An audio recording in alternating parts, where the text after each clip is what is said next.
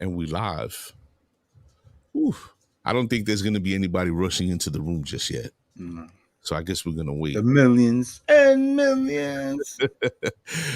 But man, I'm kind of excited to have this conversation with this cat. It's crazy how this all happened. But when I started, when I read his bio, Mm-hmm. I was laughing at myself. I was like, yo, I know I've heard this show, Oh, yeah. over the years. But to have him on the show was just like, oh shit, like this is crazy. This is part of history. Yeah, no, for sure. The 90s, during that time, that was like late 90s. And that show was fucking heavy as hell. Like they was doing big numbers. Major ratings. Yeah. Yeah, major ratings. And what's crazy is that I was listening to a clip of the show like maybe 2 nights ago.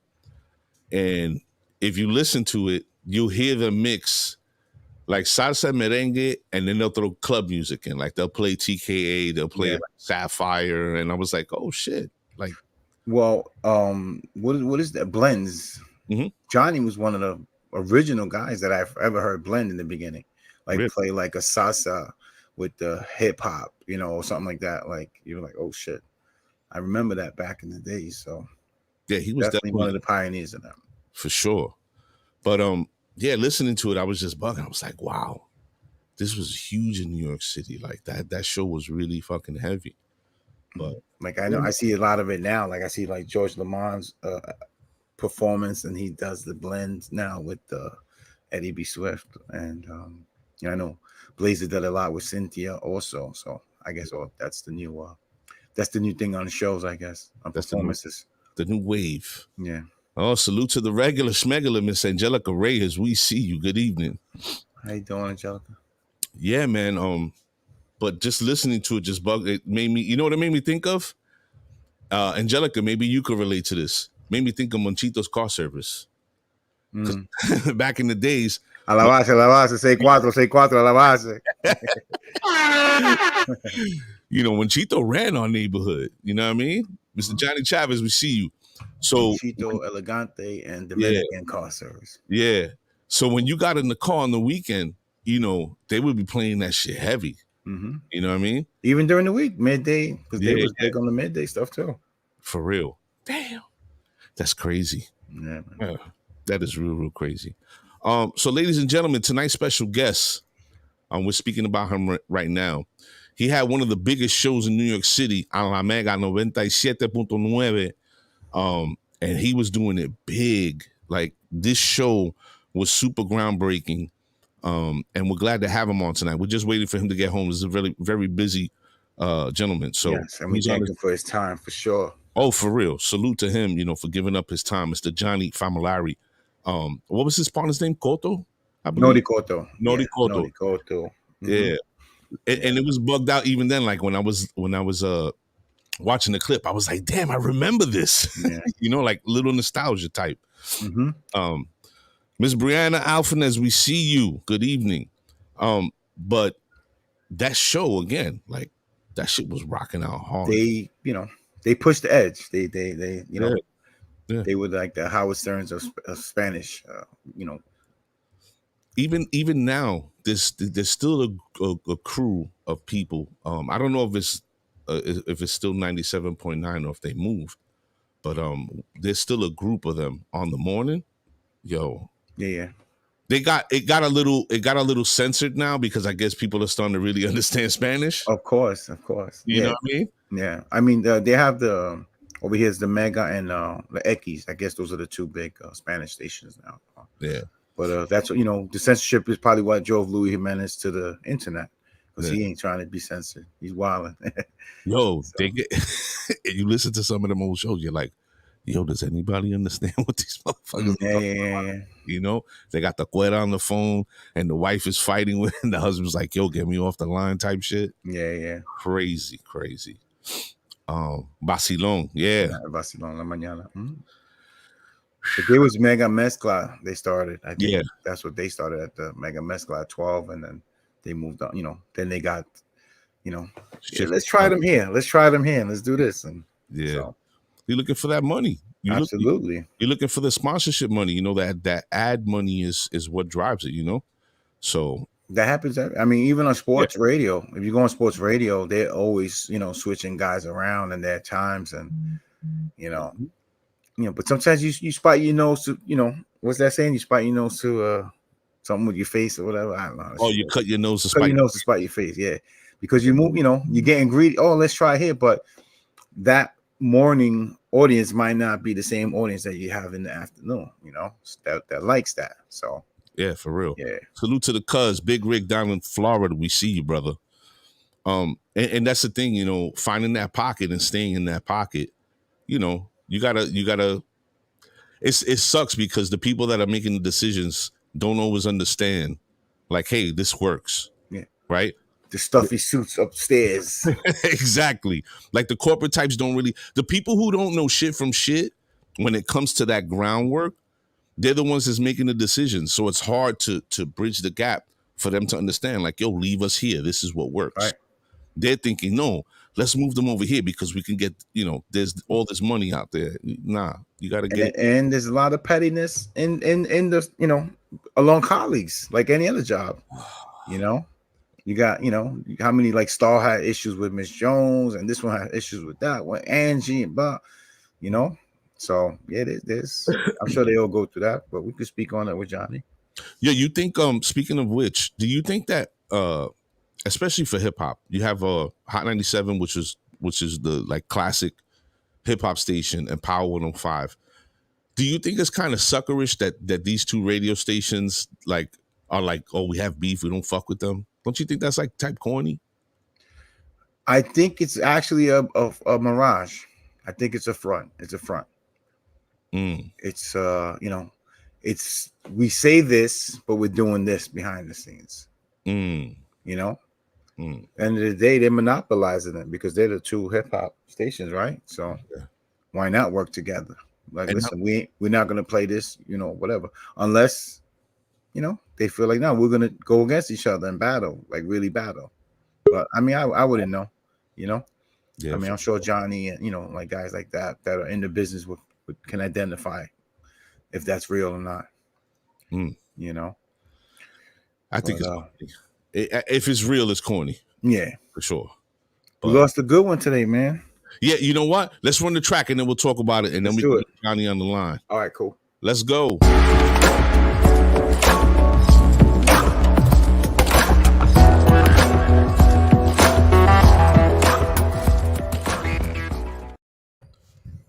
Good evening, everybody. Welcome to the show. I'm your host, Mr. A, with my partner, Sally Sasson, in the building. Está caliente. We can't complain. We've been waiting for this shit right here. For real. And this is the set 6145.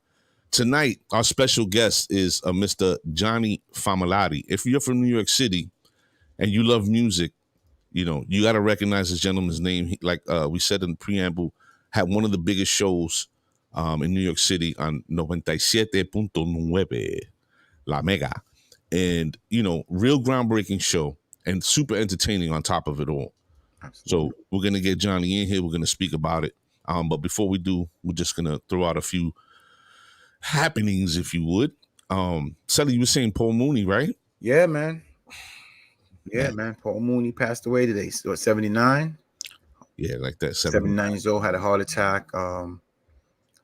Wrote for the great Richard Pryor, was on the Chappelle show, dealt with Eddie Murphy, like all the bigs of the bigs. Paul Mooney's name's right there with them. So R.I.P. to Paul Mooney. Paul Mooney's name rings bells in the comedy world. And the crazy thing is that he was reintroduced to everybody, or to this generation, if you would, by way of the Chappelle show. Another groundbreaking, they passed him the torch. But even Dave Chappelle understood, knowing history, who he was and the power of his pen game. What's funny? Ari Spears brought him to Mad TV. He brought Paul Mooney? Yeah, to be a writer. And when he went to the interview, he was like, "Y'all stole from me." he's like, "You stole the black, you stole the blacks, that you got on here, and then you stole all my material." And they were like, needless to say, yeah, Paul Mooney's didn't get the job. Yo, he ran with that I mean, pretty much every time he would make an appearance somewhere or he did a stand up, he always mentioned how they were stealing shit from him. Yeah. You know, and his observation comedy, like his ability to observe society and pinpoint shit that's happening and make it funny, was just fucking amazing. He was like a black George Carlin. Exactly. We see our guest in the room. Just get yourself acquainted and acclimated, brother, and we're gonna bring you in a second. You're all good. He jumped in and out of the room like 3 times already. I think he's like not knowing what's going on. But yeah, rest in peace to the great man, the great Paul Mooney. He's gonna be sorely missed. Me and my wife were trying to see him before he passed away. Evidently that didn't happen, but you know, still an amazing artist. So yeah. I mean, Wayne Brady makes Brian Gumble look like Malcolm X is one of my favorites on the Chappelle show. So. Like, who thinks of that? Yeah. I mean, like you can't make that shit up. That brother he had a talent, you know. Yeah. So rest in peace to Paul Mooney, and he has like 8 children. Wow. Got a set of twins. He got kids. But yeah. Also, shout out to the Breeze Shooters in the room. Yeah, shout out to the Breeze Shooters, man. We see you. What is it called? Daddy's World's Best Dad, or anyway, Breeze Shooters. Let us know the title of the movie. Our brothers over at the Breeze Shooters podcast are going to be featured in a film. He'll give me the title, but they did their thing, and they're making moves, man. And salute. We see you. Keep doing what you're doing, brothers. In other news, Sally, what do you make of this whole all the smoke and beef with Kwame Brown? What do you think about that?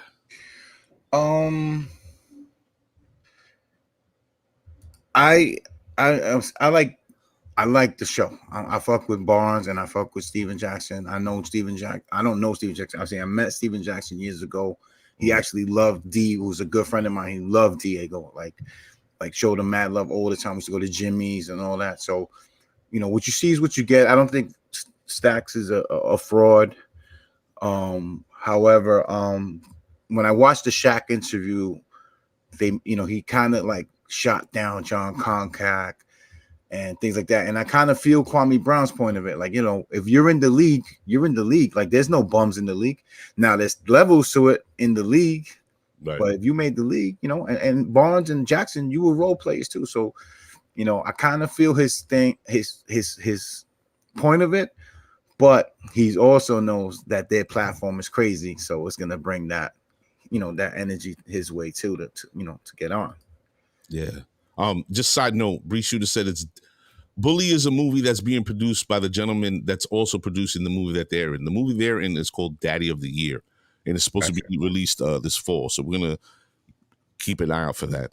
As far as Kwame Brown's concerned, a lot of people made reference to the point that, he was real quiet, during his career, but now, he's being way louder.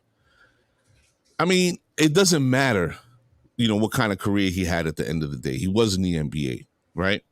And if he's catching feelings or is feeling some sort of way because somebody's talking about him, the man has a right to express his opinion, defend himself, and say whatever it is he's going to say. However, I think that people or some may see what Stack and what Barnes is saying about who he was, as arrogance because of their careers, right, and the shit that they went through. At the end of the day, Matt Barnes, I think at one point had extended the olive branch and DM'd them and was like, yo, look, let's talk about it. And I think that was the time to be like, hey, you know what? Let's have this conversation and it could be done with. I think in the environment we're in, it calls for people to act like this. So this Barnes sent a message today. I don't know if you saw that one. Oh, no, I saw that one. Okay. And he was like, we could, you could come on the show now, say what you got to say. We could box before, we could box during, we could box after. And he's like, don't call out Stephen A. He's 60 years old. Yeah. But, I mean, I feel, like I said, I feel Kwame on, if he ain't, you're talking about another man, that's the era I go. You ain't, talking about another man and you ain't going to invite anybody to your death. Like, that's the era I go. SMD don't work. Like, we ain't doing that. No. So those, I kind of feel Kwame on it, but I like Stack and Matt Barnes, what they do. So for sure. All right, ladies and gentlemen, we're going to start the show. We're going to welcome our very special guest, as I said, host of one of the biggest shows in New York City, on 97.9. I feel like I'm working on the radio just saying those call numbers. I should add something to it, right? Yeah. 97.9. What's up, Speedy? I see you in the room. Yeah, salute to our brother Speedy, man. Good dude. Always keeps it buck. And has made quite a few appearances on the show. So what's up to our brother Speedy? So tonight we're going to welcome Mr. Johnny Famolari, who's giving us his time. So salute to him. The set welcomes Johnny Famolari.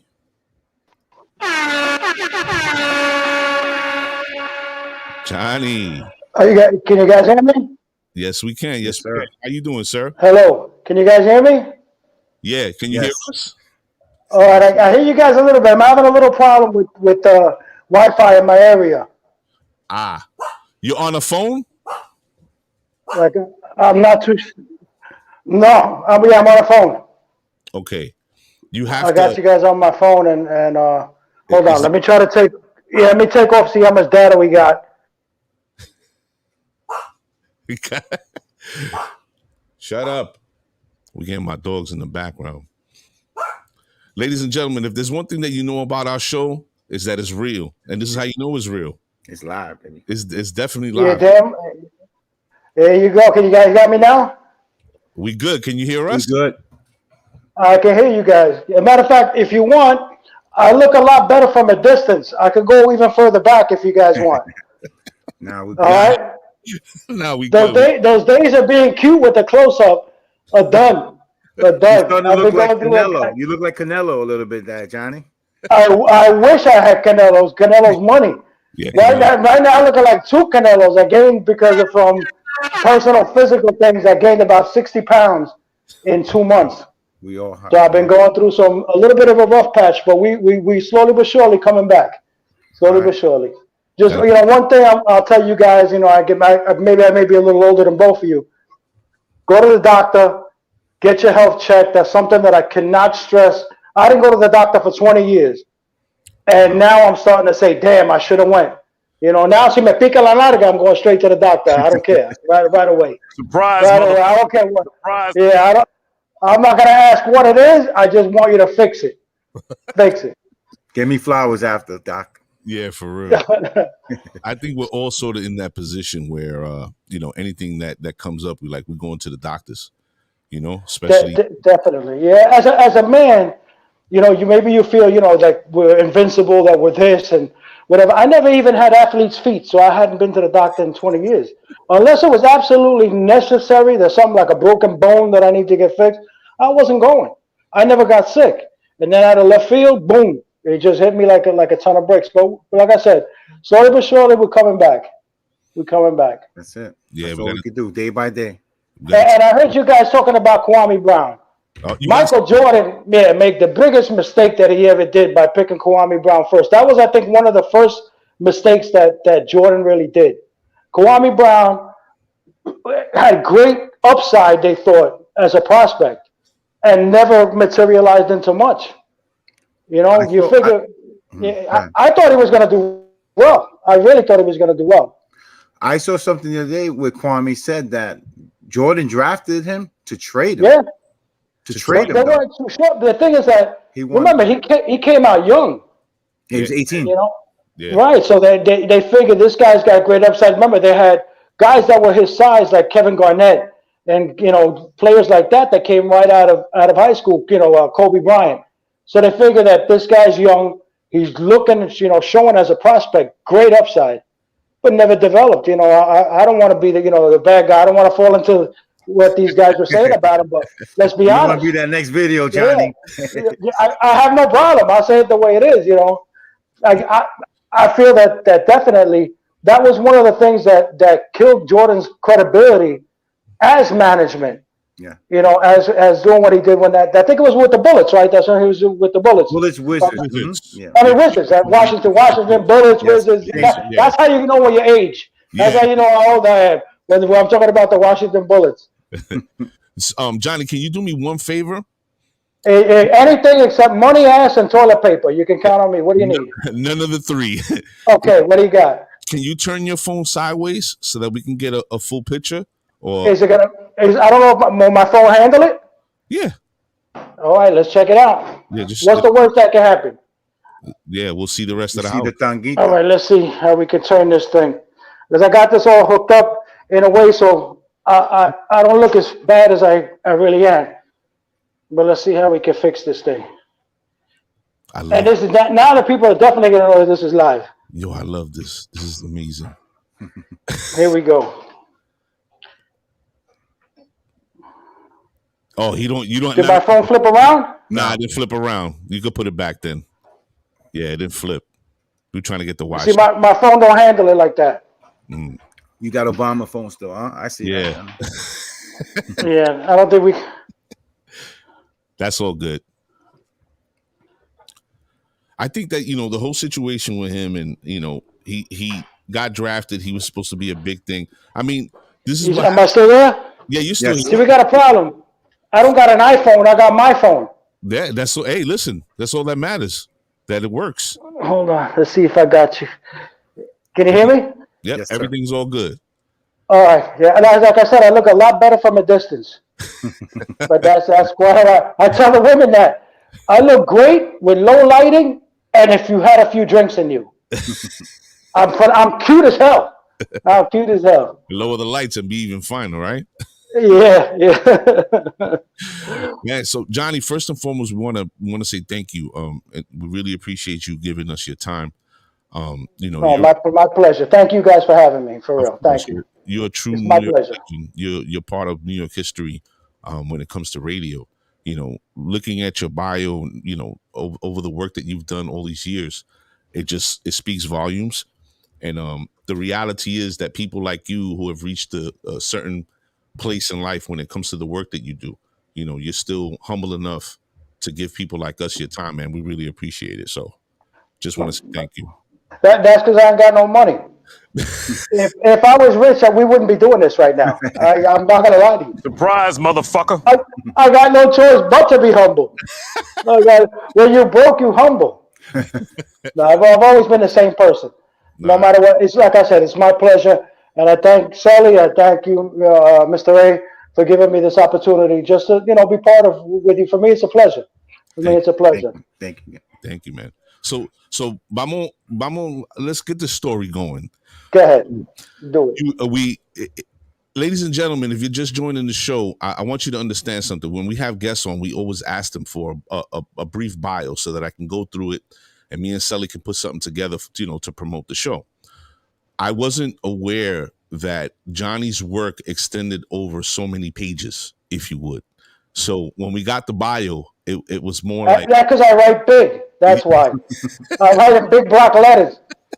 I was like, yo, you should have put this in Braille. I had a kindergarten kid do it for me.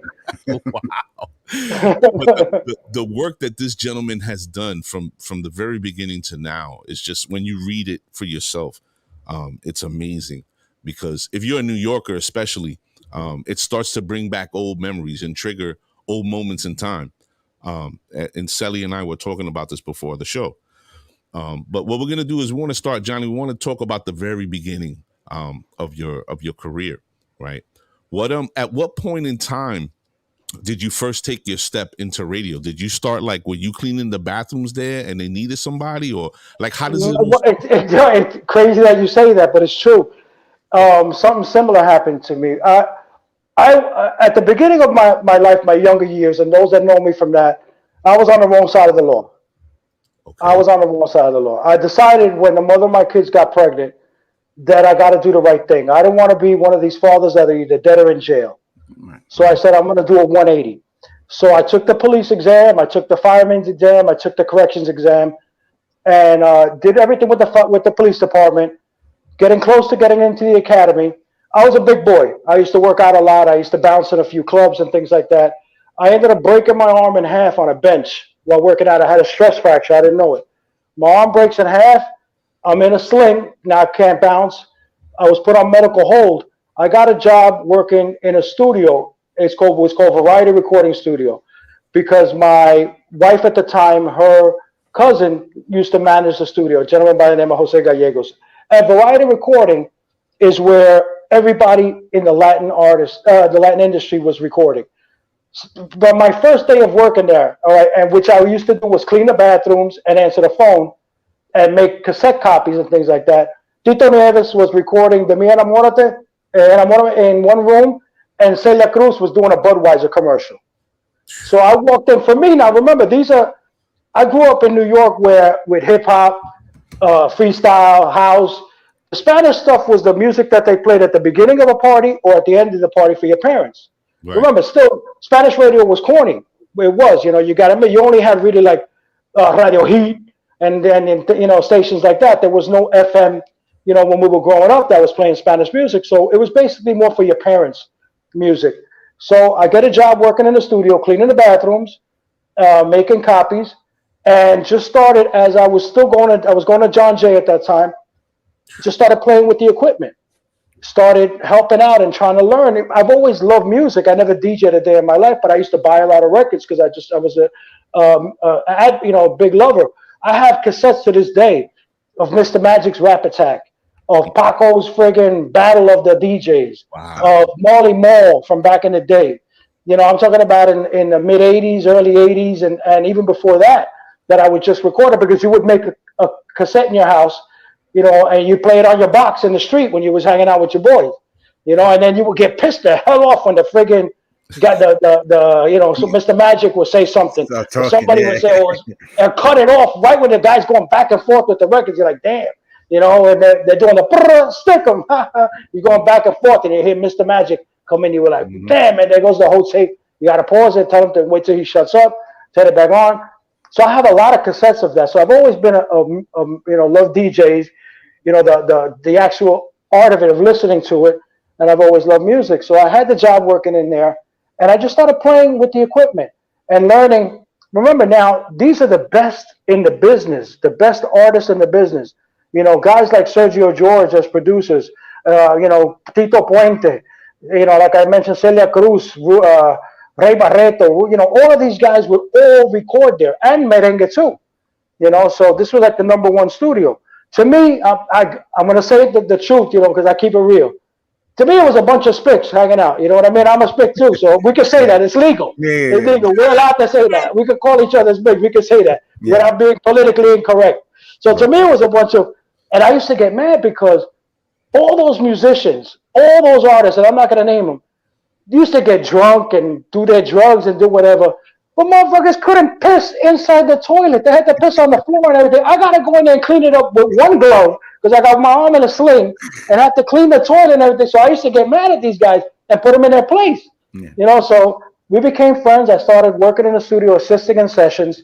And one thing led to another where I started recording my own sessions. And then my brother had a label. He had a house, hip hop, and label Sneak Tip and Hydra and stuff like that. And I met Nordy through my brother because they were working on a freestyle record. And Nordy started working there. And I even turned to a point where I engineered the first Beatnut album. I recorded with them. They became my friends. And we learned in the studio how to work the machines, how to work the stuff, where then I was teaching a lot of the Spanish guys that were there how to work with MIDI, how to take your M1 keyboard and be able to MIDI it with the drum machine. And be able to make, so stuff like that. So I was able to learn how to work the SP1200. So I started working and engineering stuff. An opportunity came where somebody came to me and said, listen, they need some guy to make commercials for the radio station, to go work at the station. I'm making like $20 an hour engineering and stuff. They're saying, listen, it's 5 hours a day, $10 an hour. Are you interested? I said, they say, you could do it during the day. It's not going to interfere with the sessions that you're doing at night. Because I was doing a lot of night sessions now at this point. Remember, I started in about 1988. Now it's 1992. So I had about 4 years of working, and like I said, I worked with the best engineers in the business, with the best producers in the business. I got to watch them work. I learned how to mic. Back in the day, before there was 24 tracks, they would bring a whole, let's say, salsa group in a room. And they'd only have 4 mics. So you had to know how to position each instrument in a certain area because you only have 4 tracks. This is before they made 24 tracks. So I learned from engineers that had to work with little, less quality or less technology. So I learned how to position people in the room. So I learned the basics, a lot of the basics. More with less. Right, that a lot of guys didn't know. They didn't know. So I learned from the best in the business. Nordy was one of the first ones that told me how to edit music. And then, of course, I became a master and mopped the floor with him. But that's a whole other day. That's another show. That's a whole other show. But I got the job. I went and I sat with Tony Campos, who was the program director of FM 98. Remember, that had just opened up FM 98, which was the first Spanish FM station. So I sat with Tony for about 5 minutes, and he told me, "Okay, you ready to start right now?" It's like, dude, I've never produced a commercial. I don't know how to make a commercial. So they told me to go, and I told them, give me 2 hours. Let me learn the console. Let me learn how you have to make these commercials, how you produce them, and I'll start by 11. They said, all right, no problem. So I went, I learned a little bit of the console, hung out for a little while. I come back at 11, and that's when I realized that the Spanish industry was definitely for me. When I got there, Polito Vega, one of the icons, in Spanish radio, was in his underwear. And I started on a Friday. Wait, hold on. Literally in his underwear? Literally in his underwear, hanging out. This place everybody was drunk. Everybody was on another level. It's a Friday. It's about 11 o'clock. They offered me a freaking to chip in $2 because they had a bottle in the back that the guy that was in charge of production and this other guy used to give. His name was Don Angel. I don't know if you remember Goody Goody, that he would always be on the air. May he rest in peace. Yeah, he said, "Dame dos pesitos pa un palito." I was like, "Yo, what the hell's going on here?" So they bring me a shot of Bacardi, and I had my choice of either having Bacardi with V8 or having it with Coca-Cola. These guys were going off at the crack of dawn on a Friday. And bing, bing. These guys were going, but the thing is, I didn't indulge in that aspect. Right. I wasn't even a big drinker. I'm not gonna. Everybody knows me. I used to like to smoke my weed a lot, back in the day. That was my thing. You were being introduced to the environment that they were cultivating. Well, the thing was, being that I like I said, I was on the wrong side of the law for many years. You don't get high on your own supply. That's all I need to say. So I didn't indulge in that back then. But back in the early 80s, you got to be honest, that shit was really good stuff. Like really, really good compared to what they have nowadays. Now, the weed has changed. Weed is ridiculous now compared to what it was when you had to clean out twigs and seeds from your weed on an album cover back in the day. And it's still, and it would be dirt. You'd be smoking dirt if you had to, You get a tray bag for $3 back in the day. But that's a whole other show that, Yeah. But I started working at the station, doing commercials. Like I said, Polito was in his underwear. They would produce, it was not only FM 98. They used to have 620 AM that was Super Kaku. But being that it's the Spanish market, with the English market, they make a lot of, commercials that come out of agencies that are already done, that they run on all the stations. Right. They would have to, with the Spanish market, you'd have to take that English commercial, translate it, and make a Spanish version now for the Spanish station. So in-house, we did about 90% of the commercials that went on air were produced, in-house. So Polito would do about 4 or 5 clubs, different clubs. He was the man back in the day. They had like Casa Workin, Club Las Vegas, Odyssey, Latin Quarter, LQ, all those clubs. Polito would voice those spots. Each of one of those spots, when they used to make them before, you'd record the vocal with the music. You have to pause it, go get the next record, cue it up, play the record, cue, and it would take about an hour to do one of those commercials. So this is my first time ever doing anything. I was like, I got 20 some odd commercials, 30 commercials. At this rate, I'm never going to leave. I got to be out of here in a few hours. So I said, what we're going to do is this. Polito, you just record your vocal for those 60 seconds for that one spot. Do all the vocals that you got to do for, let's say, because they would do tonight, Friday, tomorrow, Saturday, this one, Sunday, they have Monday. I said, record all your vocals and get out. Because he would get up, people would come in and hang out with him. They would come and do that. Everybody was drunk. Like I said, it was a fiesta going on. Giving them wedgies. Yeah, it was crazy. It was crazy. It was crazy. I got to admit, it was good. It was fun. And I said, this is a fun atmosphere. This is a great environment, but nothing's going to get done under this environment. So I said, just record your vocal. They had a half-inch 8-track machine. Those that don't know, it's an older machine. I had him clean it up. I told the engineer, clean this up, clean the heads for me. And I said, Polito, you just record your vocal, and I'll build the track once you're gone. I'll build the whole commercial once you leave. Johnny, can I stop you for a second, Johnny? Sure. You like all this equipment and stuff that you talk about. You just learned this on site, like you just on site. watched and learned. I learned how to edit on the 1/4 inch because that's what we would do with in the studio. I learned how to edit with 1/4 inch. But now all this equipment that I'm playing with, I'm learning it on site. I'm not as dumb as I look. Thank God. And being that, Speedy told me a lie, then I guess. Yeah, and when you learn how to work stuff from the ground up, when you've worked from the bottom up, you just need to figure stuff out. You don't have to be a brain surgeon. And my thing is, if this dummy can do it, I can do it too.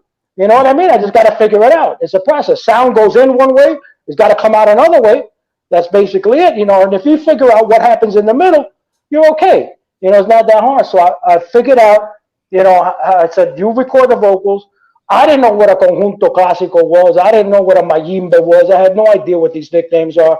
I knew them from the studio, but I didn't realize the magnitude of the guys that I was working with and working around till I got to work at the station, where I said, damn, I was just with this guy. I know this guy really well. It's crazy, and when I didn't, I needed people to familiarize me with the cuts that were the hot cuts. So I told him, bring me all the music. I'll figure it out. And I just started figuring stuff out where Polito realized all he had to do was record the vocal and leave. That was the greatest thing in the world for him. He's like, este tipo no se va. I want this guy here. So I created a different way of recording the commercials, which they use to this day. And I recorded a way of also doing the drops. And a lot of people don't know. They think that I was just a DJ. No, I did production for 7 years over at SBS, which was mega. And at that point, then we had Amor and we had the AM station. I did production for all 3 of them. I went from just being the actual producer to production, in charge of production, for all 3 stations. That's what my main job was. The mixing stuff came after. But so I was doing commercials for a while. And then at one point, they were paying me only $10. So, but being that I had taught him a new way, the program director left, which was Tony Campos, a great guy, and they brought in a guy by the name of Fredo Alonso, that he became the GM, and he brought Jorge Mier, who came from Orlando and had worked in Puerto Rico. They brought him into New York, and we changed the station from FM 98 to CACU 97.9. Now, where George had come from in Puerto Rico, and I'm got to be honest when I say this, with all due respect to the Dominicans, Puerto Rico was doing phenomenal radio. Puerto Rico was doing radio like Z100 style radio with all the drops in tight. So Jorge had based his thing on that. So Jorge came with that knowledge of a tight radio station and everything, pinpoint. Now, before they really didn't have a log that was printed out by a computer. It would be the jock would say, okay, I got to play a green record, then I got to play a red record, then I got to play a blue record, because they would put dots on them. So he would take the cart or whatever he was playing it on and then turn it up backwards. Now Jorge brought a format with a log that would say, you play this record, you play this song. You can't just choose the song that you want. You got to play this song. So he brought a different type of formatics to the station. And that's when it was FM 98. And I mean, when it was CACU 97.9. And what happened was, the opportunity came where I just went to him and I said, George, don't anybody mix this Spanish crap? How come there's no mix shows like they got in the English shows? At that point, I used to listen a lot to Glenn Fisher. I don't know if you remember that Glenn Fisher was on Hot 97 when Hot 97 used to play, whatever. And then Flex would come on after Glenn Fisher. Later on is when they switched it and they put Flex before Glenn. And that's when they made the switch to hip hop. But I was a big, fan of Glenn Fisher, and I used to tell these guys, how come nobody mixes this stuff? So he said, I got you, I'm going to start this mix show. He brought a friend of his from Orlando, a guy by the name of Cookie. But the guy took 2 days to do 20 minutes worth of a mix. I don't know if you've ever seen like the old CDs that Baron Lopez used to produce with the cowbells and all the stuff like that. This guy wanted to make a production out of it. So we went to the studio. I went with him, and I basically did a lot of the work, to build this 20-minute mix. So to me, it was, I told George, yo, dude, I'm talking about DJ this stuff like a DJ. Right. And I said, this is crazy. At this state, taking 2 days to do 20 minutes, it'll take us a week before we can even, do an hour's worth of show. It makes no sense. I told him, listen, send the guy back and don't have him come back. I'm going to figure this out, and I'm going to mix this stuff. So I took upon myself to go to a couple of clubs. I checked out Eddie Batiste over at Sequoia, and I realized that I saw him mix Lo Dudo and Periquito Ping Ping. Perico, and I watched him blend the two. I said, you see, somebody's DJing that. I went to Copa, and I watched Henry Knowles, and Henry Knowles would cut the records. He would play one salsa record, and he would cut it into the other. I went to, and I remember Baron Lopez's CDs, where he would produce a lot of stuff. A lot of stuff was produced. And then it was funny about Baron Lopez. Luis Jimenez and all the guys at the station, they used to shit on me. There was nothing better. We had a group of guys that, it's like your boys. You're all making fun of each other. So they used to tell me, damn, Johnny, you ain't nothing. Baron Lopez, he mixes in the Coliseum with 17 turntables and makes coffee at the same time while doing this thing. And they'd be like, and remixing, you ain't nothing. You're remixing some garbage while Pablo Flores is doing Gloria Estefan and things like that. They would make me feel like crap. So they're building up Baron Lopez like he's Paul Bunyan, some friggin' folk thing, whatever. I had no idea who he was. And I remember Citronel. Citronel used to do the Todo Mixiao. He had a Todo Mixiao CD that came out. So I heard the remixes in merengue. He also did another remix album of merengues. And then I went to Club Las Vegas and I saw DJ Eddie Cruz. DJ Eddie Cruz was the first guy I saw play with the records, bring it back from the beginning, the merengues, and double it, and go back and forth with the crossfade. I said, that's, New York. That's gangster right there. Yeah. So I took a little bit from all of them, and I said, I'm going to make my own style. I'm going to do my own thing. And we never called Cookie back. I figured out how to mix the music. I had to learn. It's funny because I would take the greatest hits of Hector Lavoe, and I would go up to one of the jocks and say, whether it be El Boy, may he rest in peace, or any of the guys, Junior Hernandez was another one.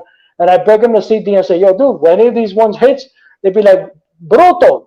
Right there, they say éxito. They're all hits, dude. They're all hits. So I started doing Raymond Reynoso, right? Boy from Manal. That's who you mentioned? Yeah, Raymond Reynoso. Yeah. One of the big influences of my career, one of the nicest guys that I could have ever been a pleasure to have as like a brother. I call him a brother. We all had a brotherhood over there at the radio station. We made fun of each other. When we would have a meeting, let's say if it was a company meeting, it was like a family arguing. Everybody was arguing. You'd be arguing with this one, the other one be arguing with this one. Every bad word that you can imagine, cursing each other out. But when we left, we all left hugging like a family. Right. And you knew that if one guy was, because they would criticize each other, and we would criticize me, we'd all criticize. One of the best compliments that Boy from Manal gave me, and I didn't understand it. At this point, we're on the air for a while, and Norty and I really didn't speak Spanish too well. We defended ourselves. We weren't fluent. We were not locutores. Neither one of us, were disc jockeys. We were just two guys having a great time inside the studio, hanging out. Him drinking, me smoking. We were having a good time, and we projected that on air. Mm-hmm. So El Boy used to call me up, let's say on a Friday or Saturday night. He'd be hanging out at home, drinking his friggin' Hennessy or his Johnny Walker Black, and he would call me up and say, Johnny, I'd be like, what? Ustedes de verdad suenan como mierda. I'd be like, yo, what the hell are you calling me para decirme eso? He goes, no, pero quiero decirte que siguen ahí, que están bien. And I didn't understand what he meant at the beginning, but then I was like, oh, you pat me on the head and smacking me on the back of the head at the same time. But what he was saying was that we were entertaining. Right. We were two entertaining guys, and we were projecting what we were feeling on air. Right. And that was the most important thing. It didn't care that we didn't speak. Right? It was natural. We were having a good time. Many times, Luis Jimenez would show up in the studio on a Friday or Saturday night. They had nothing to do and walk in and go, it's just you two guys? I thought there was a party going on over here for real. He'd be depressed. I was like, yeah, we're just having a good time.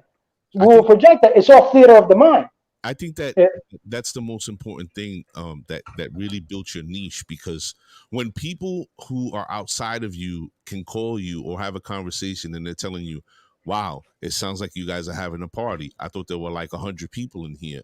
Then I guess you two really didn't realize what you were doing at the moment. Right. We had no idea. You were bringing something very... Just having a good time. We just enjoy.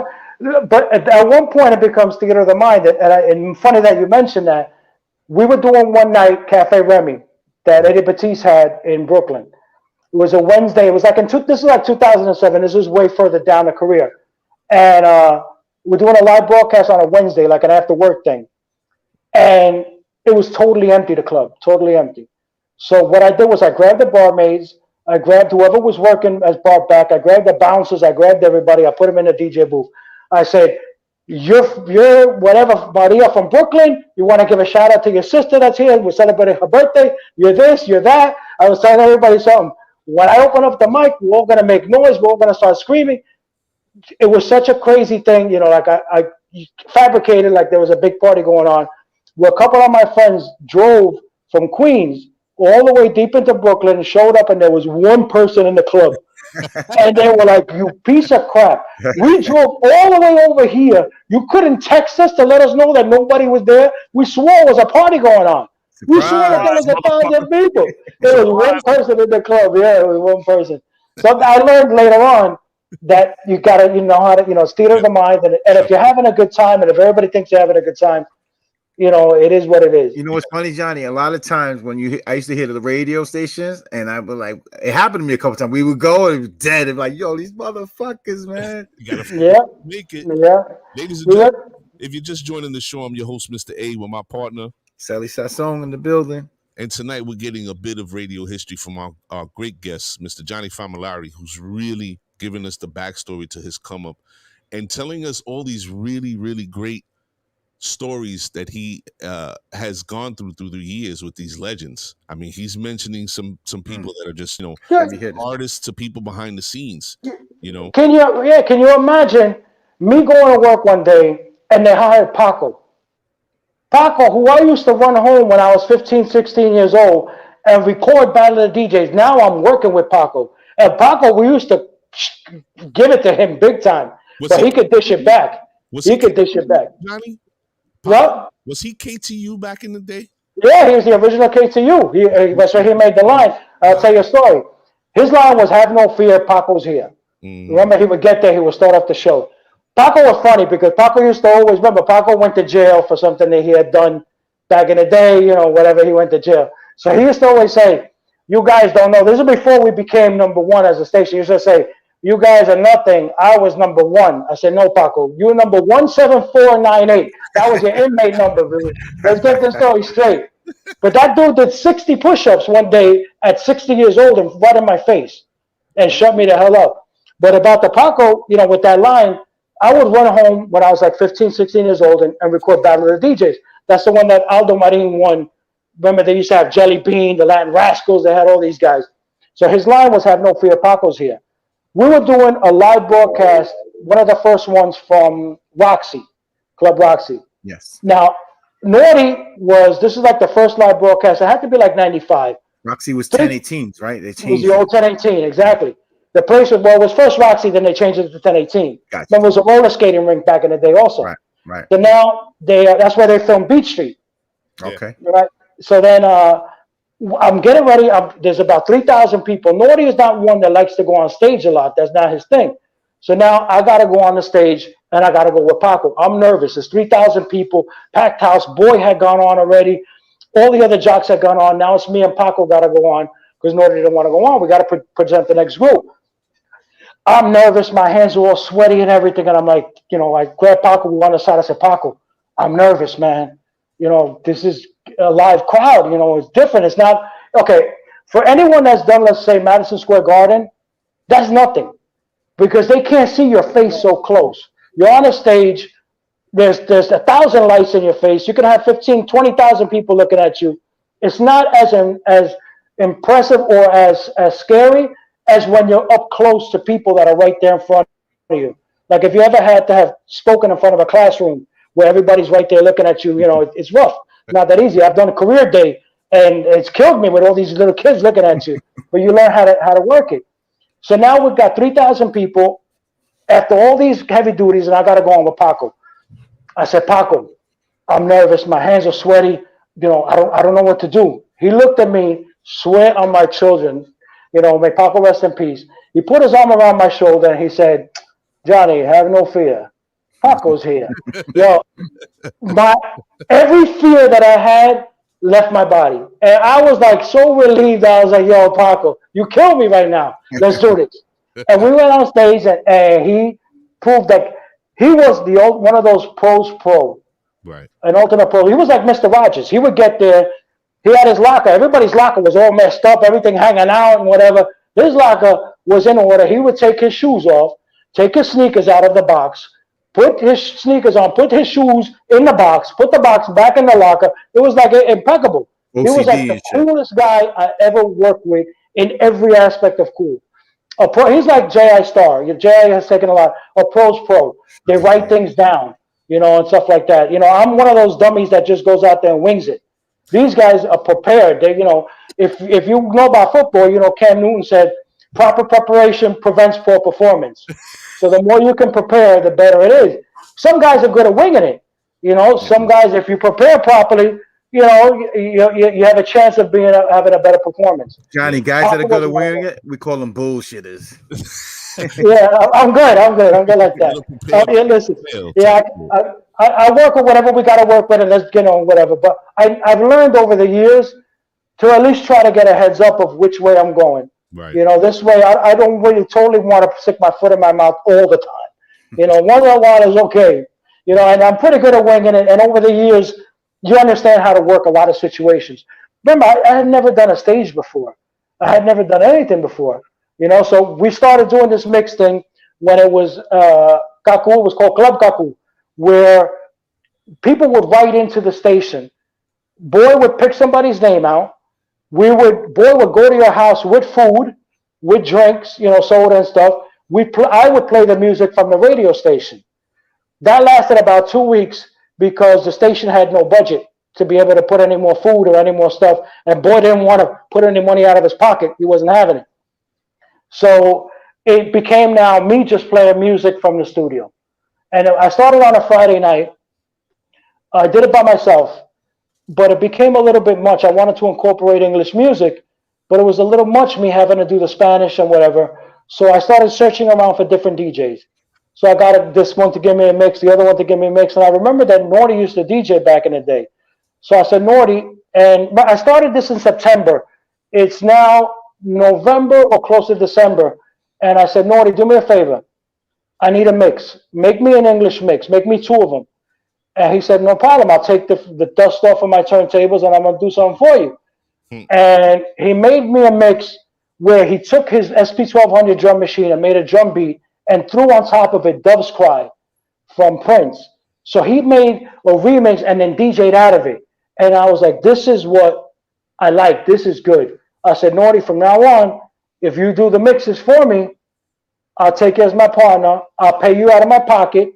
You do a couple of mixes for me on Friday. And that's how our relationship started. I did so good on Friday that they gave me the opportunity on Saturday. Right, so now I'm doing Friday and Saturday. So I said, you know what? From 9 to 2 in the morning. 9 at night to 2 in the morning. I started with 2 hours. They extended it to 12. Then they gave me till 2. And then they gave me from 9 till 2 on Friday and Saturday.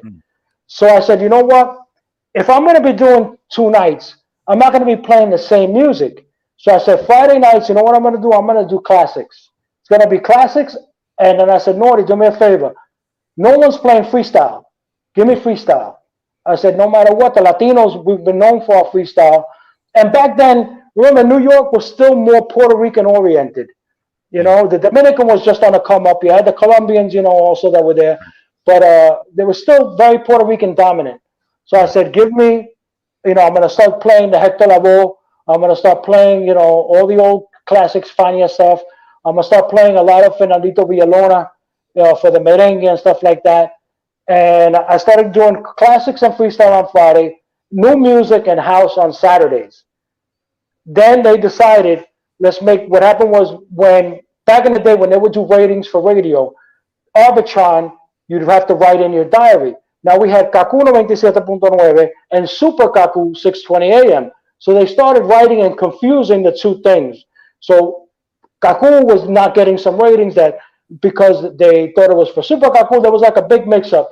So they decided they had to change the name of the station. And that's when Alfredo Alonso with Jorge Mier decided to make the station, call it Mega 97.9. And separate the two. And that's when I said, okay, if we're going to do that, let me do a 12 o'clock mix. I said, let's call it. I'm going to start doing my Friday and Saturdays as La Mega Mezcla. I gave it the name. And I said, let me do La Mega Mezcla del Mediodía at 12 o'clock.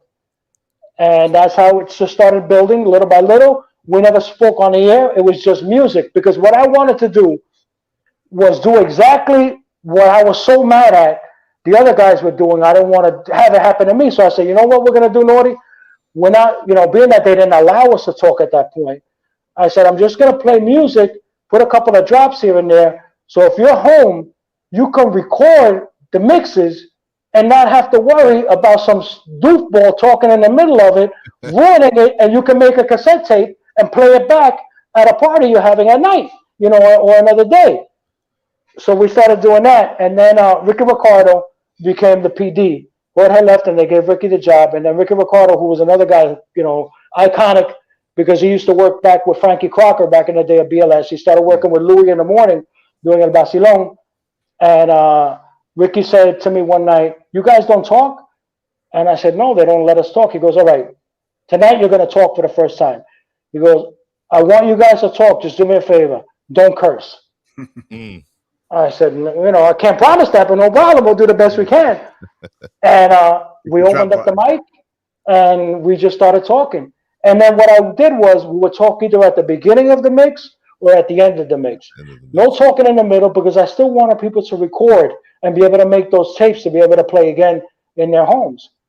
So Johnny, I don't mean to interrupt you, but I want to ask a question because I think, hearing all this history, this is like really sort of giving everybody the intricate details of your story, one, and two, all the behind the scenes things that went on that people aren't aware of to get to where you are and have been in your career, right?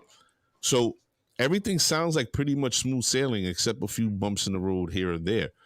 Were there any moments in during this come up that you started running into, how do I say this, difficult personalities that wanted to push back on what you were trying to do?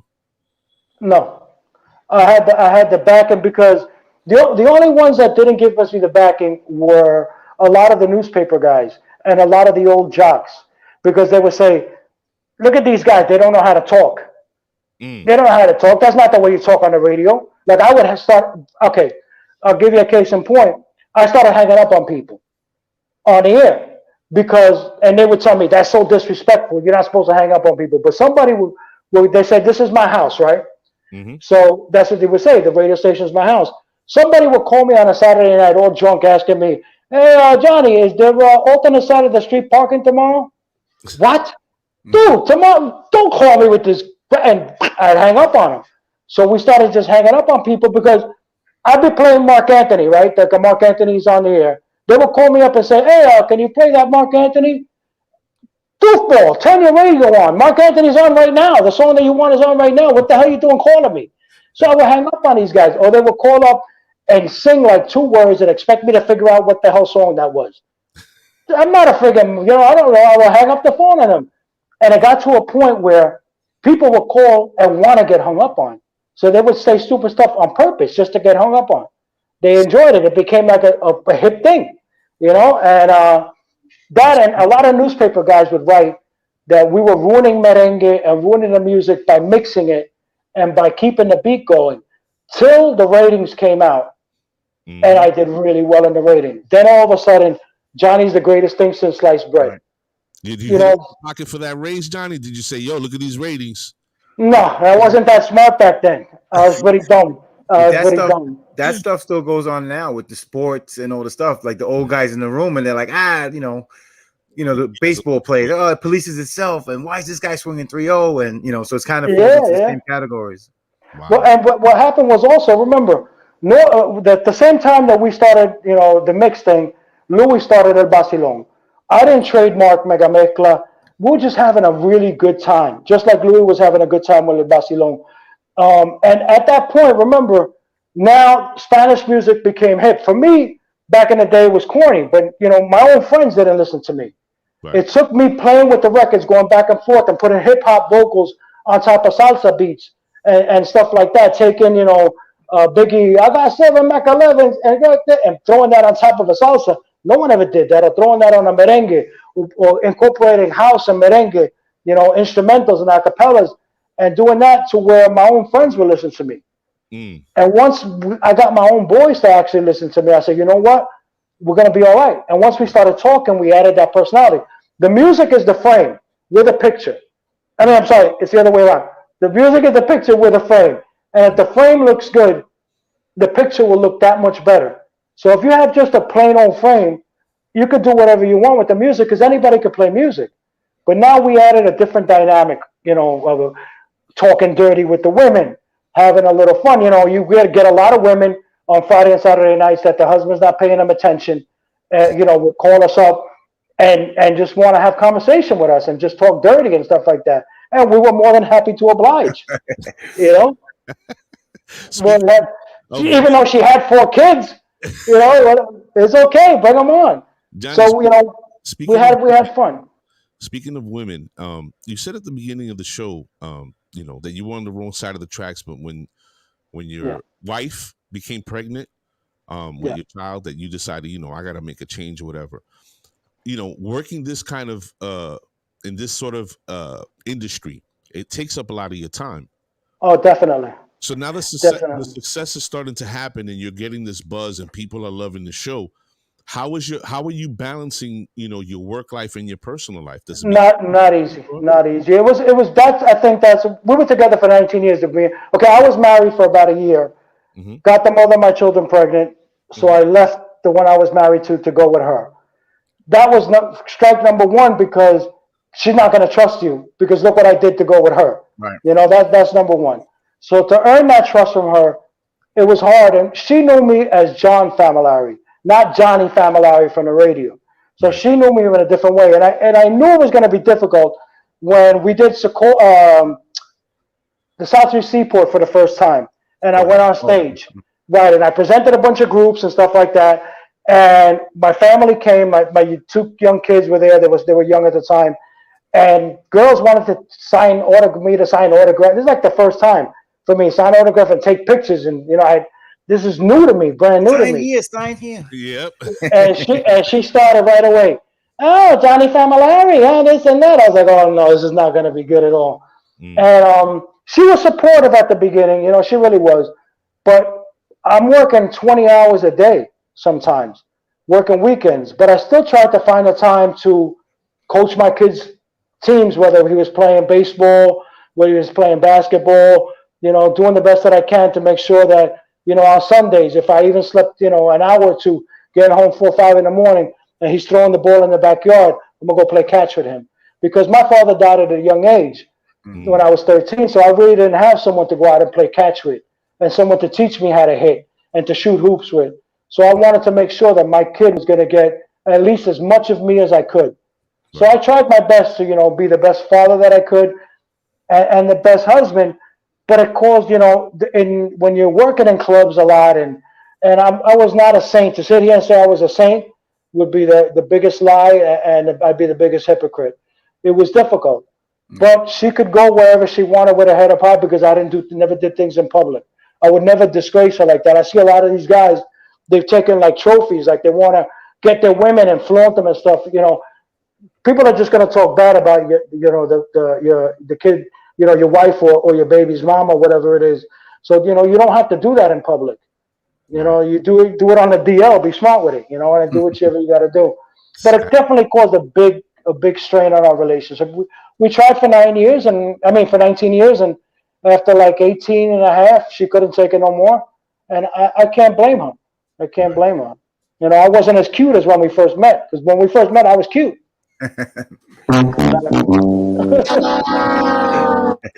So now, don't hate.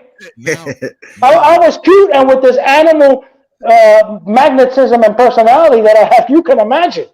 You could just imagine. So now, from this experience that you've had over the last, like, say, 20 years, because I think that this is something that people really don't key in on or speak about. And I'm sort of glad that you started off with that.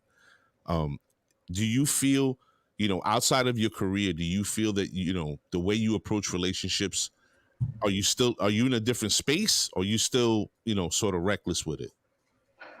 No, I decided once I got, all right, any guy that's ever had, things going on besides his marriage can't rest. You can't leave your phone. You live in a double life. You're not at ease. Once me and her split, I said, you know what?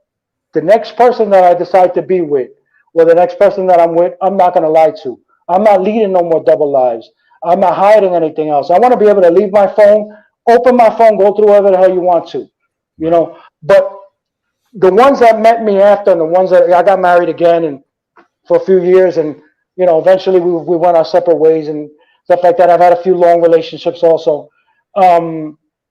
They already knew and understood that I've got to flirt. That's the stupidity that I do on the air. That's the stuff that I do. And they took that and they would help me. They would say, it's okay. The wife that I had after the mother of my kids used to bring the hot girls on stage to me and say, go ahead, grab his ass if you want. Do whatever you want. Have a little fun with him. Because she was very sure of herself. And she realized, when I go home, I'm going home to you. Mm-hmm. I'm not going to lie no more. I'm not living that life anymore. So about in 2007, I decided I'm done. I'm hanging up. I don't need trophies on the mantle. I don't need none of that stuff anymore. I'm not taking no chances. I want to be able to just, when I get home, relax and not have to worry about if the phone rings. Oh, crap. What's going on? Does she know about this? Does she know about that? I didn't want to live that life anymore. I was done. I think it's important, and I don't mean to drive into this issue, but I think it's important people understand that, even being, a successful radio personality or whatever it is that you do in life, that you still are human, right? Of course. You still got your own struggles, and shit isn't easy. And to understand that, you recognize those things says a lot about who you are as a person. Because some people just go on and they don't even care. Yeah, you know how the real wake up call is called her attorney. Okay, that's the one that makes you wake up and child support. Will make you say, will make you say, dude, what were you thinking? That wakes you up a lot. That changes your whole state of mind. But and also, like I said, it was all new to us. This was a brand new thing. I didn't do so bad, but like I said, pre-pandemic and pre these 60 pounds that I've gained over the last 2-3 months, I was a pretty good looking dude, always working out. I had, like I said, the gift of gab. I've always had a good thing. And then the jocks that we worked with before, these guys were no prizes. So my thing is, that's why I chose Naughty. Hang out with an ugly dude, you look that much better. You become the first option, not the second option. Okay? Yo, you got a face for radio, right? I know that without a doubt. But a lot of those guys were like that. We were the first guys, okay, and this is where they say that we ruined the radio business, and I agree with them up to a certain extent. Mm-hmm. Before getting on the radio, let's say if you wanted to be a radio, you would have to study a craft. A lot of these guys would either go and study media or practice being locutores and whatever. You either had to have a voice or personality, okay? And you had to have built that and be able to have great diction, speak well, and stuff like that. Now, Naughty and I came, and we had a skill, and that was a DJing skill. Neither one of us could talk. Neither one of us, like, you can hear I don't have the Barry White voice. You know what I mean? Right. Sounds like my underwears are too tight. These things happen. But, Naughty had a pretty similar voice. You got Polito Vega's underwears on. Yeah. I wish. But that thing used to always have he always had $3,000 in his sock that he would call petty cash. Always. So I wish I had his underwears on. But we had a skill. So And we had that little bit of personality. Yes, we did have it. But that's why they would say that we ruined radio. Because after that, now you have a lot of jocks that don't have personality, that don't have a voice, but they can DJ. And I think that's hurt radio a lot because now you're just another knife in the drawer. What I was around and I had the pleasure of working with was serious radio personalities. Each one individually had, his own legacy. Junior Hernandez in Puerto Rico, Boy from Bonao, Dominican Republic, Janeiro Matos, Luis Jimenez, Polito Vega, Paco Navarro. The list went on and on. The Nelly Carrion, the first female, New York Spanish DJ. They taught me. I learned from all of them. I stole a little bit from each one of them, but I molded it into myself and I owned my own thing. And they in turn learned from me how to be hip in New York because they were all a bunch of heroes, hicks off the boat. So they got hip with me. That's the thing, Johnny. It's one thing to be in the industry that you were in and just thrown to the wolves and you're swimming and trying to make your own way. You were actually surrounded with experienced individuals who had garnered reputations that you can draw, like you said, and were willing to teach. Right. We're willing to teach. No fear. They had no fear. Right now, nowadays, everybody's scared to teach somebody something because they fear that they're going to take their job. That's the biggest fear that I've realized that's going on nowadays. I never had that fear. These guys never felt. I didn't want no one's job. Right. They all were they were very sure of themselves. Same thing with me when I try to teach all the young jocks, and I would put all the DJs. Like on a Thanksgiving, I would invite 10 DJs to come and mix on my show. Number one, because it gave all these guys the opportunity to mix on air, and for me, it was less work. Let's be honest. I hadn't had to do anything. And for me, it was if I gave some DJ an opportunity to mix on my show, let's say on Thanksgiving, and he shouted out his family. When he went home that night, he was treated like a king. Maybe he had extra mashed potatoes on his plate, and his wife's. Now I've been DJing. You see, I got on the radio. That's a free gift that I was giving these guys that they're going to remember for the rest of their lives. Paying it forward. Johnny, I'm sorry to cut you off. I want to piggyback off your answer. Because you said they gave you a hard time about you guys don't know radio. And me and my friend here, we grew up as childhood friends, right? We grew up in the block together and we started this podcast. And there's millions of podcasts out there. So I'm sure, we hope to get to the level that you got to eventually, right? We're going to probably hear some of that same feedback. Of course. Right. So is that your sentiment on it, on the new, everyone trying to get their name on the platform out there? And, how do you see it? What I see is that you got to be you. You got to just do you. And I see that a lot of people want to be something that they're not. Now, if that's your character, that's one thing. But you got to be in character all the time. If you can be you can be you all the time. Louis will tell you, Louis Jimenez, I'll use him. That's one of the greatest talents that I've ever had the pleasure of working with and one of the greatest people that I've worked with. He'll go somewhere and people will be like, oh, yeah, say something funny. That's like, you got to be the comedian all the time because they know you for El Vacilón and for being funny. You got to be on all the time. I think that you guys just got to do you, stay focused on what you want, on the prize, and go forward. Yes, you have to take into consideration some critique. If it's coming from somebody that's honest, like I'll show you a case in point. Naughty has always been my friend, a good friend. And Naughty was one of the most honest guys that I realized is my friend. We were in Orlando. And this is when I realized that this guy's my boy for real. We're in Orlando. We're in a hotel getting ready to go to the club. We're getting ready to do the club. So we're getting dressed. So I had on a shirt, and I looked at Naughty. I said, Naughty, be honest with me, dude. Does this shirt make me look fat? And Naughty looked at me. He goes, I'm going to be honest. The shirt looks fine. It's the fat that makes you look fat. I was like, that's my boy right here. He says it the truth. He's saying it the way it is. Right. And I think if, you have to listen to some critique. Don't let it bother you, but take it into consideration. It's just like when they would say, you guys are playing too much merengue or too much salsa. Maybe that's not to this person's liking because he doesn't like that genre. Listen, the bachata. I was the first one to play bachata on the air. The jocks at the station, all of them, the Dominicans especially, will come to me and say, why are you playing that crap? That's cantina music that they play when your wife left you and you're drunk and you're drinking and stuff. And I said, yeah, look at the phone lines, dude. That's all women. Yeah. That's all women. You win the women, you're going to win the men. Absolutely. Okay, you win the kids, you're going to win the parents. I said, these are all women because bachata has sentiment. And they would shit on me. Yes, I would listen to them. I wouldn't play bachata at 12 o'clock in the afternoon, when it first came out, but I would play it late at night. So, everything, I would listen to them, but not take it too much to heart. I think that you guys should do the same. If somebody's trying to tell you, if it's constructive criticism and not coming with malice, why not listen to them? Absolutely. Why not? That's the amazing thing about this environment right now. Everybody's trying new things and really exploring what they really want to do for themselves. And then at the same time, like you said, constructive criticism is always welcome. It's those people that aren't doing anything and that have never done nothing that they want to tell you how to do something that exactly sort of clouds the exchange, if you would.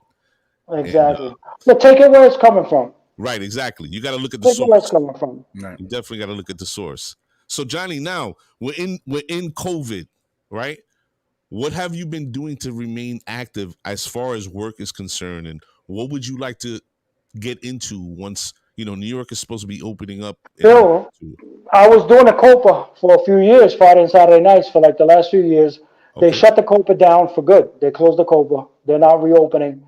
So I had got right pre-pandemic, right around February, I got sick, and I've been sick and suffering with that for about a year. So I physically, like I said, I got these 60 pounds on from all this medication and crap. I'm hoping, in the next month or two to lose a little bit of weight, in the right way. It's really been difficult. This is, like I said, this ain't from pernil, cookies, and ice cream. I wish it was. This is from, sleep apnea and medication and stuff like that. But I'm hoping to get back into it. I got back into the gym a little bit. I've always been a gym rat, and I've always played a lot of sports. So it's been really difficult for me mentally and physically. I wish that, that during COVID, I would have been able to do live broadcasts like everybody was doing and show these guys something different, which is I mix the acapellas on top of beats for real, with the Spanish music. This stuff ain't edits. This stuff ain't nothing. This is hard work and talent. And I wish that I would have been able to do that, but I couldn't really stand up for long periods of time. So I had a lot of things. I have to DJ standing up. I don't know how these guys DJ sitting down. I need to feel it. I've always DJed standing up. So for me, it's just different. It's just a feel. So and I didn't feel comfortable. Like I do it with you guys. This is like, yesterday I did one, and today this is my second one. I hadn't been on camera in a year. Wow. Because I just wasn't feeling it. I didn't want to go on the air and show them this carapata that I got right now. This ain't me. If you go and check out my Instagram, I was trying to find a filter that was crack. That shows you like you look at you on crack. I wish I can't do that, and I don't know how to do the model thing and pull the cheeks in or anything like that. So this is what it is. I'm not holding my belly in; it's hanging over. It is what it is. But dad bods are in style right now, so maybe I'm hip. Maybe I'm ahead of the game. I don't know. Cara papa. I'm honest. Listen, if you can critique yourself, I think people can understand and they can feel more comfortable. And I gotta beat you guys to the punch. I don't want when we get off go, damn, Johnny tenía una cara papa for real. I already said the joke. You can't say it. Yeah, it's not gonna have the same impact. Taking his little shots on the side of it. Speedy. The worst thing is Speedy's losing the weight and I'm finding the weight. I was telling the doctor, you got me on all these blood thinners, all this stuff. The only thing that's not thinner is me. What the hell's going on? There's something wrong going on here. Yeah, that sleep apnea. The sleep apnea, man, that leads to other stuff with cardiology. Well, the problem is, I'll tell you guys straight up. I've had, right now, a lot of clogged arteries in the legs and stuff like that. That they tried to repair and they couldn't repair them. They're unrepairable. So what happens is that I'll sleep for 20 minutes, and then being that when you're asleep, your body, the circulation is less. the pain is crazy, and I'll just wake up abruptly. So I haven't slept a good night in over a year and change. Wow. And I have a high tolerance to any type of sleeping thing, any Z-Quill, A-Quill, B-Quill, I don't care what quill it is. What about weed quill? Does weed quill work? No, I stopped smoking weed in 2016. And now they made it legal. No, they did that on purpose. Yes, true story. All growing up throughout my life, the drinking age was 18. Right. I don't know if you guys noticed. The drinking age used to be 18. When I finally turned 18, they changed the drinking age to 19.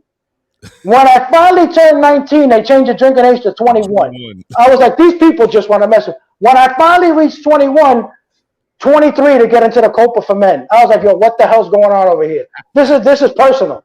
They're picking me out personal. Same thing with weed. I started smoking weed in 2016, and I had smoked since like 12 years old, 13 years old. I'm not going to lie to you. We used to buy a tray bag, roll 5 joints, sell 4 or sell 3, smoke 1, and the other one went for a pinball. You know, or Pete, two slices and a Coke were $1 back in the day.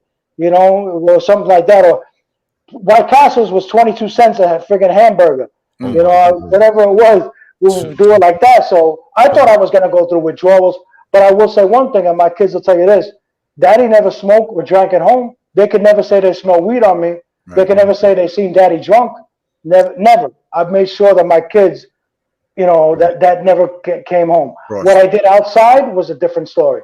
Right. You know, that was definitely a different story. Try edibles, Johnny. Edibles work. I want to try to do something now, but damn, man, you know, like I haven't done anything.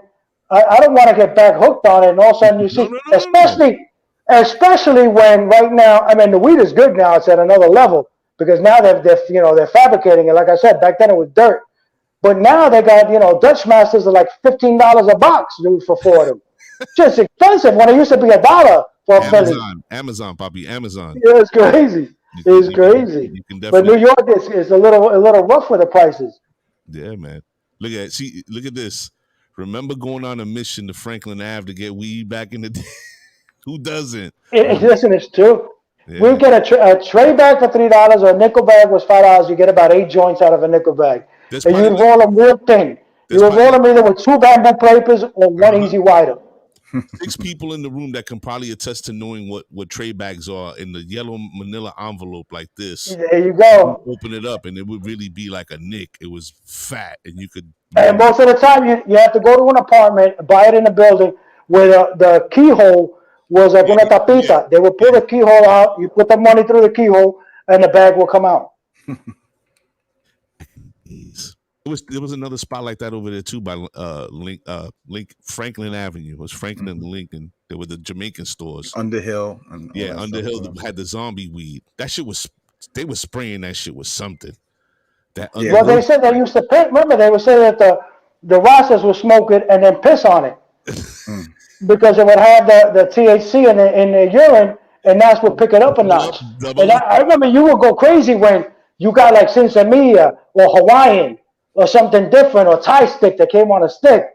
But most of the time you got regular weed. You know, sometimes you get that homegrown crap, which was terrible. Yeah. Where you'd have to do that big Cheech and Chong style thing, like 7 papers one way, 5 papers the other, and roll some ridiculous big thing, roll up a half ounce in one shot. But you could definitely, for sleep, you could get some edibles, some indica edibles. As long as it's indica, get some indica edibles and just take a little piece. Don't eat the whole thing. Like take a little piece. Try slow. Yeah, you start slow and you'll see where your tolerance is at. But indica put you right to bed, brother. Just the thing is, I don't have a problem going to sleep. Is that I wake up abruptly because it's pain. Pain. Lack of circulation. Listen, I got 3 ex-wives and a bunch of ex-girls. This pain is another level. Wow. Another level. I thought that I was pain when I was married. This is some other pain that you have no idea.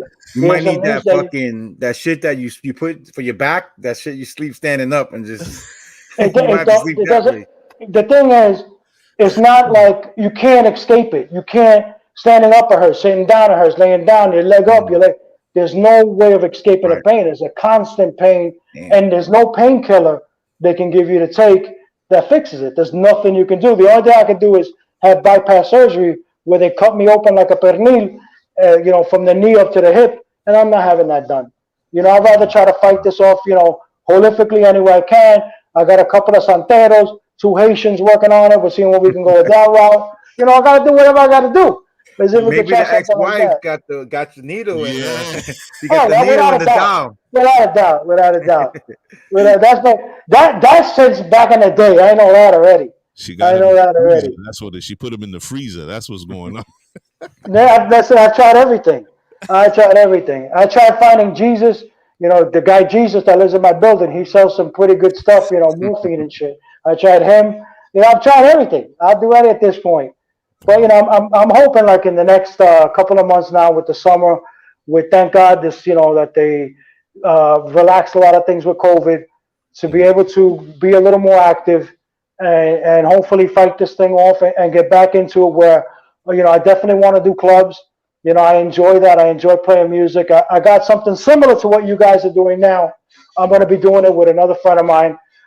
That's coming up. I want to do a sports show with Speedy. We used to do Deportando together. Nice. You know, I enjoy. I better get the invite, Speedy.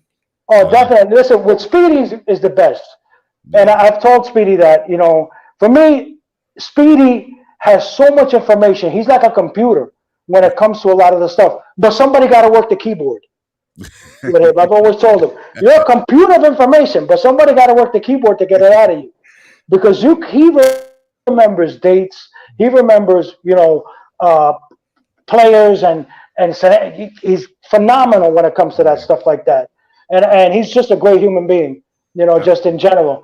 So him and I, we used to do a sports show called Deportando for a while on Facebook. So we may, you know, be doing something with, you know, with that where we discuss all kinds of stuff. What's great is he's a big Met fan. I'm a big Yankee fan. You know, he's a Miami Dolphins fan. I'm a big Giant fan.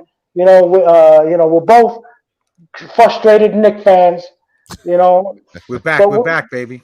All right, from your mouth to God's ear. Mm-hmm. Yeah. From your mouth to God's ear. This has been definitely a good, you know, a good season for us, which is, we've been waiting for since back in the days of Patrick Ewing.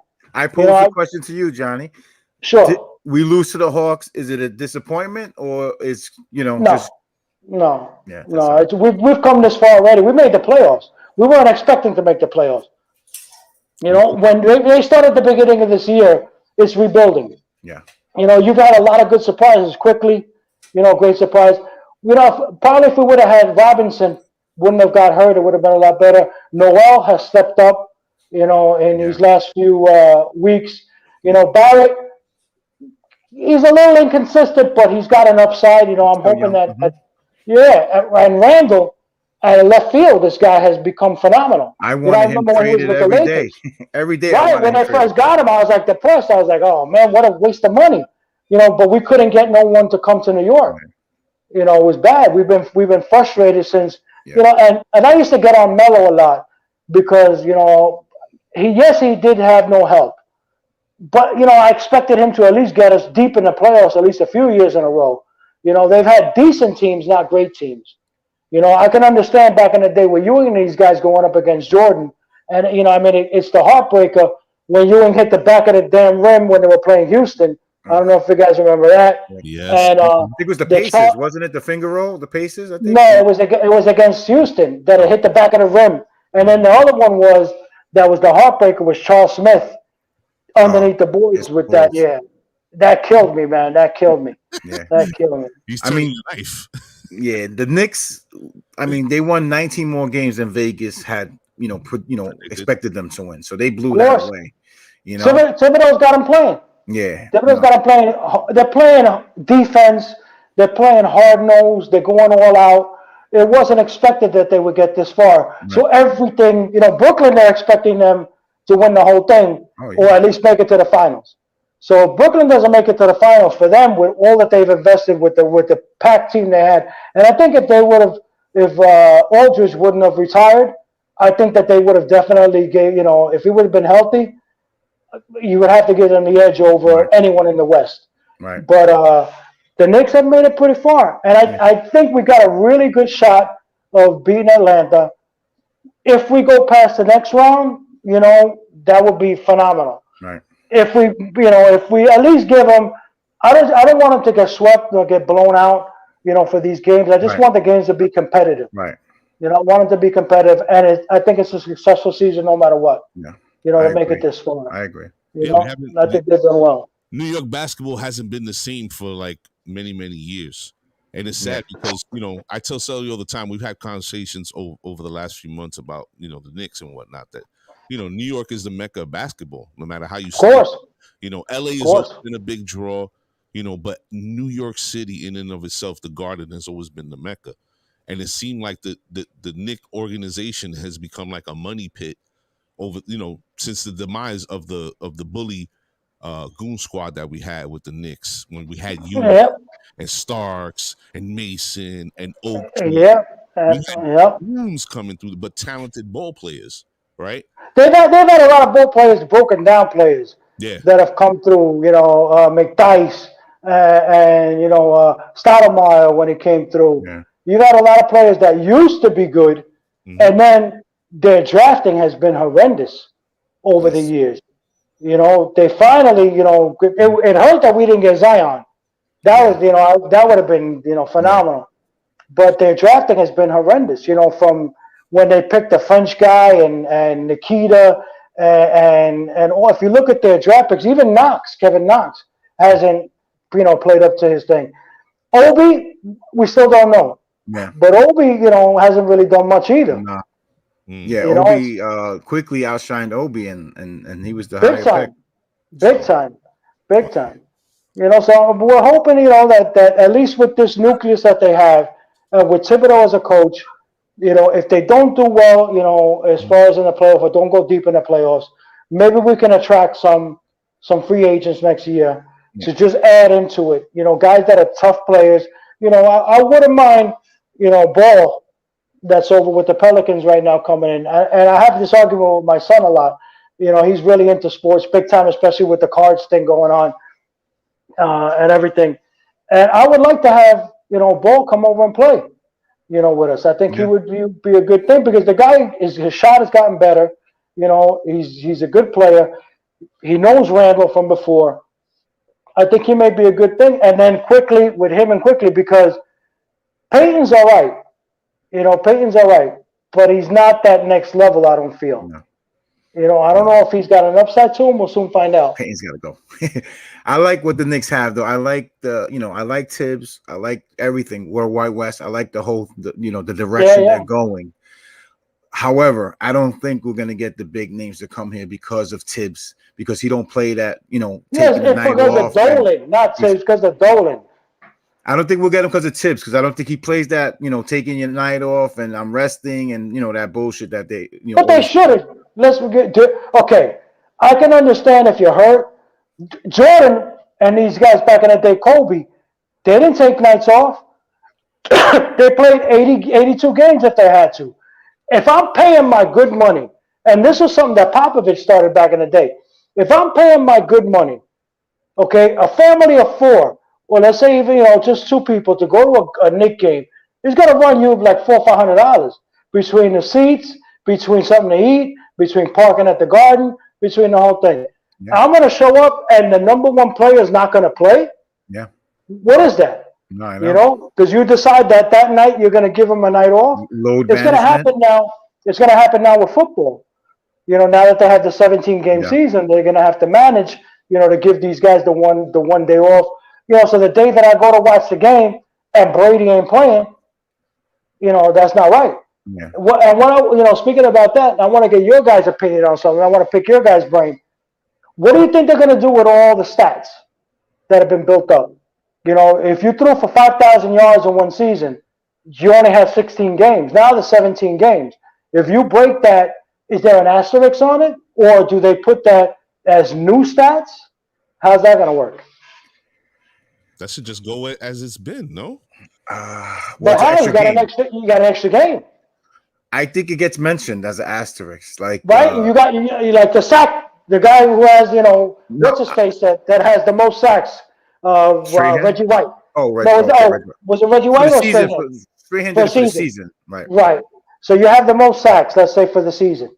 Okay? Now you get one more sack than Strahan got. Right. You played one extra game. Yeah. I think there's an asterisk as In 2021, they played 17 games or whatever. I think that's what they will probably do moving forward.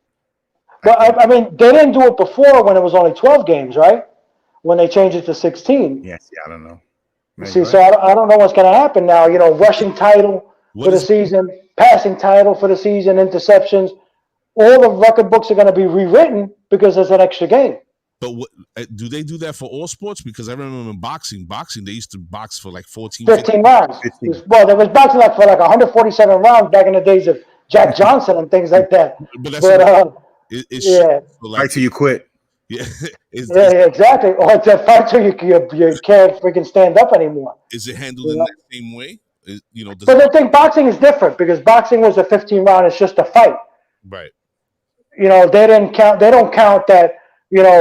What's his name has the most punches in one fight to the head or anything like that. So what are they going to do? With baseball, when they brought in the expansion teams and they changed the amount of games, all that stuff, you have to wonder what are they going to do in football. I'm just curious to find out. There was a no hitter that was 7 innings the other day, and they were like, "No, that's not a no hitter."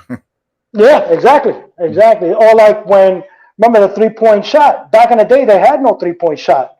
So guys that scored X amount of points, all of a sudden now there's a 3-point shot. So you scored more points in one game. Right. Because of the 3-point shot. There's a lot of things that we have to, wonder what they're going to do now with football with this extra game. Well, we're going to see, and we're going to save that discussion for another show. Ladies and gentlemen, if you're just joining us, too bad for you. We've reached the end of the show. Johnny, let me just give you this moment. If you have anything coming up, or if there's any events that you want to promote, do you have anything on your calendar? Yeah, the show you're working on. You said you guys have. Well, that is in the works, and then Thursday I got to take my bowling ball to get refingered. I don't know if that's something that you guys want to promote or anything like that. Besides that, I have nothing really that's worth it just yet. I have a lot of things in the works, but nothing with a date on it yet. And I appreciate you asking me that. I really do, and giving me that opportunity on your platform to to present something that I may have up and coming. No, that's about it. The only thing that's up and coming is my weight. It keeps going up. I'm just trying to get it down. And the cholesterol. That's another thing. I never had high cholesterol, high blood pressure. Never had nothing like that. Now I got all this stuff. This is all brand new, untapped territory for me. Yeah, but you got to take care of yourself, brother. Yeah, listen, my nightstand went from having all kinds of motion lotions and all kinds of dirty stuff. It looks like damn a freaking pharmacy now with all this medication, aspirin, and all kinds of stuff. Like, where's my ball gag? I can't find it. It's ridiculous. Yeah. You got one too? Yeah, help me. Sleep apnea. But listen, you're part of the family now. In the future, when things start opening up and things start changing, if you have events, you're starting another business, whatever it may be, you want to promote, you want us to promote for you, reach out. The platform is yours, man. Thank you, my brother. I appreciate it. From both of you guys. Sally, Mr. A, thank you guys very much. More power to you. Anything that I can do for you guys, like I said, except for money, ass, toilet paper, and a piggyback ride, you guys can count on me for real. Thank you, Johnny, and best of health, brother. We're praying for you. Yo, likewise, man. We're gonna put you in the green room. Let us close out the show so we can have a little talk after we're done. All right? Okay, you got it. So just sit tight, ladies and gentlemen. Is there alcohol or food in the green room? Nah, none of that. This maybe some. We're working on it. We're working on it. Okay, prostitution. The prostitution is going to be legal in New York. You got that going on or anything? That's happening. I know. Ladies and gentlemen. You got to get on the ground floor on that one. That's the business I'm in. Mr. Johnny Famolari. Thank you so much, sir. Yo, I feel like si lo dejaban, we'll stay on for another hour and a half. Easy, man. Easy, right? Got history. Johnny's got a lot of history. We didn't even touch on so many things, man. No, for sure. Like I felt like there's so much left on the table, but I'm sure we're gonna revisit. Bring them back. We got to get the studio going once everything's open for sure. Yeah. So first of all, salute to our brother, Mr. Noel Speedy Mercado. Yo, you like a contributor here. You like the sixth man off the bench with our brother, Mr. Joseph Estrella. Sure. So salute to you, man. And And Louis Soto, if you're still listening, you and Ribs need to come on and start playing. He hit me in the text. He said he's watching the show. Yeah, and he needs to be on the show. I said, yeah, y'all need to come on. He's like, we need to speak about that in person. I think Louis more camera shy, or I don't think he's one for talk. Maybe that's what it is. But I gotta shoot. Yo, dude, he's been holding shirts for me for like 4 months, probably even longer. But I'm gonna try to link up with him tomorrow, and I'll have the conversation so we can have the creators of hardware. I always mess that name up. We're gonna have them on the show. We'll have a discussion. But before I go, I just want to send love and good energy to my wife right now. Her dad is not doing so well. She's down in Florida with him, and I hope that things turn out for the better. So Ma, just want to send you love, and I hope the family's doing well. Prayers to Imogene family for sure. Yes, sir. So Sel, why don't you make the announcement what we're going to be doing for the spring and the summer? What we're doing? We ain't doing Sunday nights. We're taking a break, guys. Yeah, we're gonna spend the family day Sunday, and we'll keep it at Wednesday. We'll get some some people to come through, show some love, and we'll do some week chop ups. Yeah, and everybody, enjoy your summers, enjoy yourselves. Yeah, we're gonna move the show to Wednesdays only. We're gonna be doing Wednesday evening for now. Summertime. Everybody's running about doing what they're doing. Plus, we have things going on, so we're gonna be moving the show to Wednesday evenings at 7. We hope everybody can, follow. We're gonna have some great things coming up, and we appreciate everybody. And this few more surprises are gonna come down the pipeline, but you'll hear about it as we go along. All right. So we out of here. Yeah. Let's get the hell out of here.